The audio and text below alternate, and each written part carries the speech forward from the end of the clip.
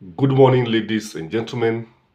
Welcome to Gashi's Coming TV, the tallest man in Black Africa.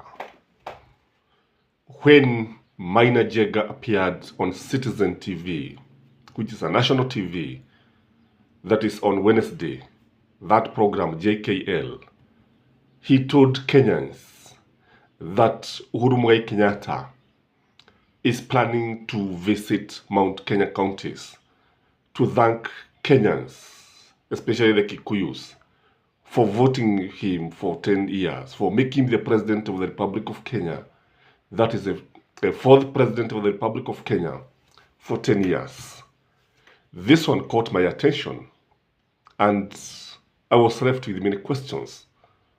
And the first question that came to my mind was, what is the motive behind this? Why would Uhuru Kenyatta come out and go around the mountain and start thanking the Kikuyus? Why not the whole country? Why this time? What is his objectives? Because in politics, there must be objectives. If you ask me, Uhuru Kenyatta should remain on the ground. He should remain on the ground because of one thing I strongly believe, that when your opponent is making mistake, don't interrupt. Watch him or her at a distance. And this is what Kenya Kwanza is doing. Kenya Kwanza is getting it wrong. Kenya Kwanza is not getting anything right. The high cost of living is biting. The high cost of fuel is biting. The high cost of electricity is seeing people close their businesses. So Kenyans are crying. So when Uhuru Kenyatta remains behind the scene without showing up, he'll have allowed William Samoei Ruto and his supporters and his government to continue making mistakes. That is why I would strongly advise William Samoei Ruto to continue making mistakes and Uhuru Kenyatta to remain behind the scene. The other reason why I strongly believe that Uhuru Kenyatta coming out to thank the people of Mount Kenya is a miscalculation, in my view, is because he doesn't have anything to achieve. He doesn't have anything. Because when you look at the elections are 3.5 years ahead of us. It will be too early, even if you want to assist Azimio, because I strongly believe that he has a role to play in Azimio. I think this is not the right time. It is too early for him to come out, because even if he come out, kile ambacho kinajitokeza ni kwamba there will be no much that will be achieved. It is also important to look at the value of his trip vis-a-vis the expenditure. We don't dispute the fact that it would cost him some money, but doesn't mean much to him. But when you look at the political value of the trip, it would not yield much at this time. Maybe in future, it will yield a lot and will have a lot of political value, especially say during the campaign, when the IBC declares time for campaign for presidential candidates. That will be the best time for Uhuru Kenyatta to come out. The other thing, in my view, is that he is going to give Kenya Kwanza excuses. Kama unajua vizuri sana, they have been blaming him. Kila kitu wanasema ni yeye. Kila kosa wanasema ni yeye. Hata mvua ya vuli ambayo inanyesha wanasema ni yeye. Hata paa la JKL wakati JKIA, Jomo Kenyatta International Airport, wakati paa linavunja wanasema ni yeye. Even after being in office for almost 1.5 years now, They are blaming him. So when he stay behind the scene, utapata jambo moja ni kwamba they will have no agenda. Because there's one thing that Kenya Kwanza like doing. They like diverting the attention of the people. Remember, they were blaming him for funding maandamano. Erroneously so.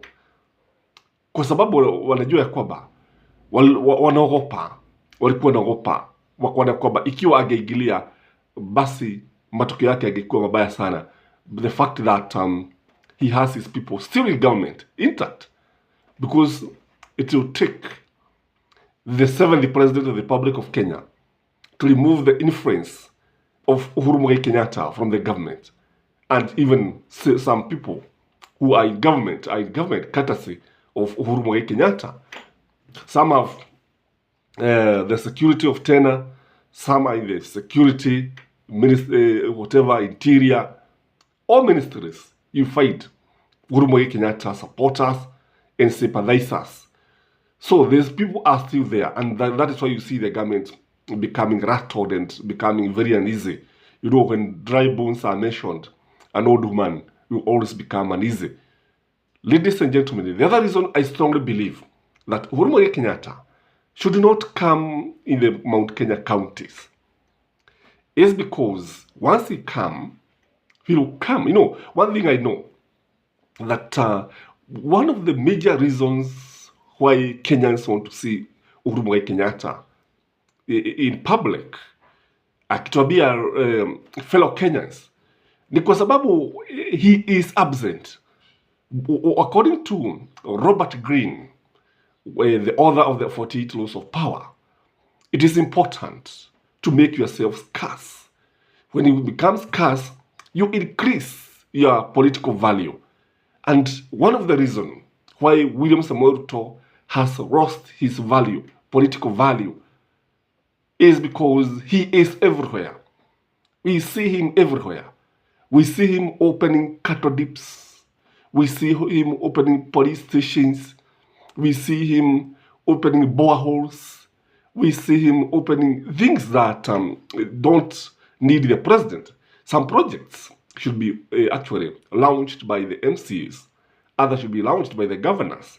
But our president is everywhere. That is why people don't miss him. In fact, if I meet William Samoei Ruto, I would not look behind. Nione anafanya nini. I will just continue with my activity. And I think I'm not alone. And I saw it happening in Kikuyu when he was launching KCP. Wakati alikuja pale, watu walikuwa wanapita tu. Hakuwa na shughuli. In fact, many people continued with their businesses because he is everywhere. But if Uhuru Muigai Kenyatta was to follow William Samoei Ruto, the same place in Kikuyu, I think the people would come out in large numbers. I think ecstasy would fill the air. I think people would close their businesses.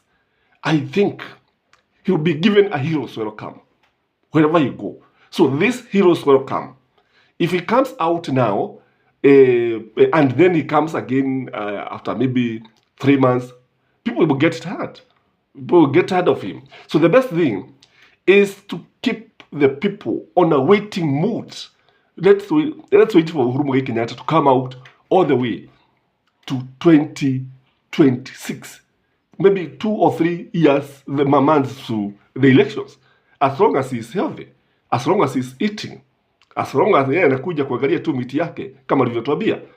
Because I understand he keeps on coming out, but he come out in a way you cannot even be able to recognize him. Sometimes driving himself, sometimes with his wife, sometimes with his children, sometimes he's just a friend or two. But you cannot tell him to come out at this time.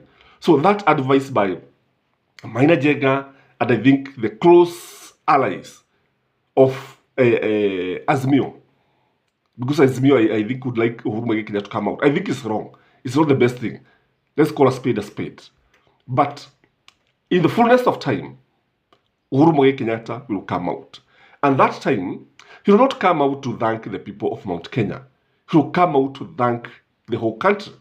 He will come out and transverse the whole country, giving thanks to God for making the president, thanking the voters for voting for him, and campaigning for the 6th president of the Republic of Kenya, who would be Raila Amolo Odinga or Stephen Kalonzo Musyoka.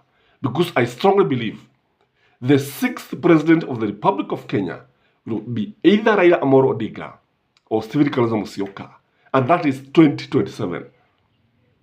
2027, but in August 2027, Raila or Kalonzo will be the president of the Republic of Kenya.